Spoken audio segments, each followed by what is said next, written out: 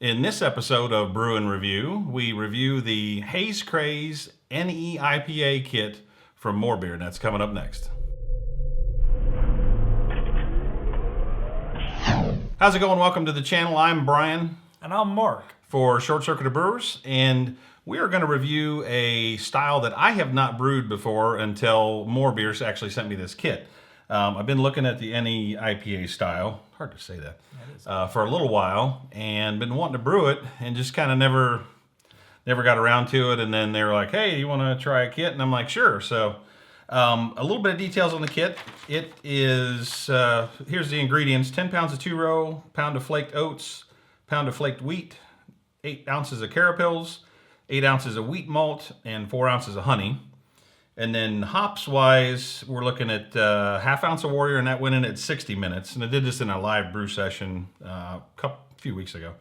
1 ounce of Citra boiled for 5 minutes, 2 ounces of Mosaic in at flame out, and an ounce of Citra in at flame out. And then I whirlpooled that for 10 minutes. Didn't say anything about it in the description or the instructions, but I went ahead and did that anyway. So, and then I fermented in the Fermentations under pressure, and that kind of brings up a good point. I did a bunch of documentation of that, so if you're not following us on Instagram or Twitter or Facebook, I'll put the links to the social media stuff here.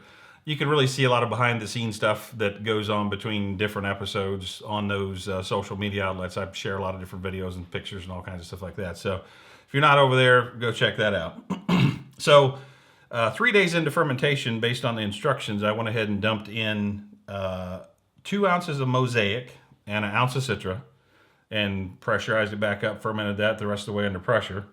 And then after primary fermentation was over, put in 2 ounces of Citra and 1 ounce of Mosaic and let that sit for 3 days. So just a little hops. Yeah, a little bit of hops, kind of true to the style. So, and then I did a closed transfer, like a closed loop transfer, and I'll put a link to the card in the video here up there so you can see that.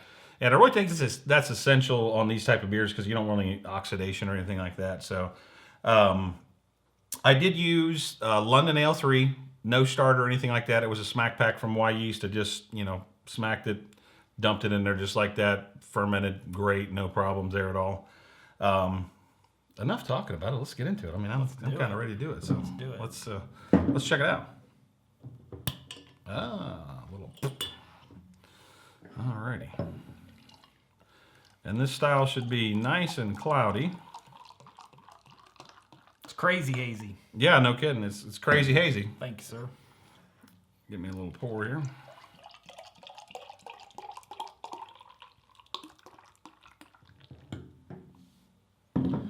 Alrighty. Well, it is definitely hazy. I mean, you can tell there's some viscosity to it. It is definitely nice and thick, and I mean, it's a beautiful beer if you ask me. It's pretty. Get the nose on it. Whew. Another one we need smell-o-vision for. Right. I like it. Yeah, I mean, I'm picking up all kinds of, because of the Citra and the Mosaic, add all that citrusy, lemon, lime, mango, fruit in there, grapefruit, all that. Well, I mean, let's jump into it. Let's dig in. Cheers, everybody. Cheers.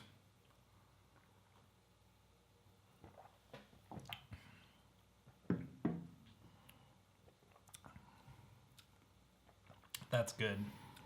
Very grapefruity. Without being piney, it's just really grapefruity. Tried a couple commercial styles of this beer recently in preparation. Kind of not something that I really was out looking to get into because you see it's kind of the latest trend in homebrew, and didn't really get it. But I tried a couple commercial varieties that were outstanding, so I was looking forward to kind of comparing this. And this is it's right up there with them. So it has just a little tiny bit of bitterness to it. I mean, not much, just kind of some on the back end. That Warrior, that half ounce of Warrior at the beginning of the boil.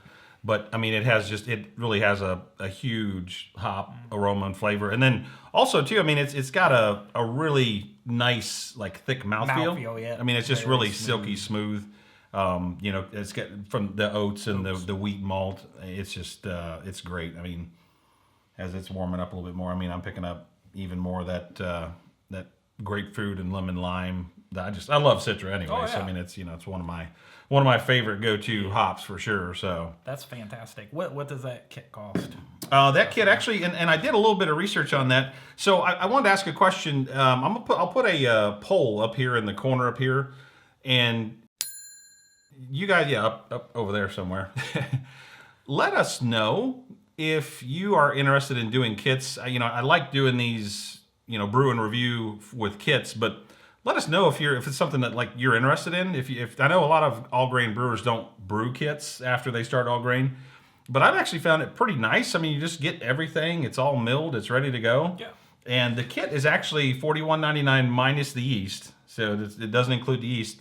And I broke this out based on the ingredients. And the thing about it is, with the 4 ounces of honey malt and the 8 ounce of wheat malt, a lot of those specialty malts, you can't get them in those small quantities. You have to buy like a whole bag a pound or whatever.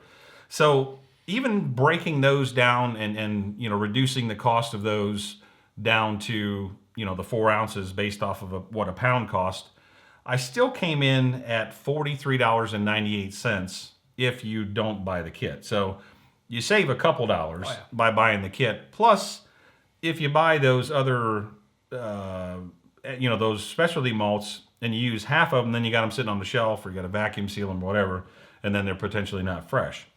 So I personally think for the money and the ease of it, I mean, and $59 they ship free. I'm always adding something onto my shopping cart, PBW or something stupid I find that I need.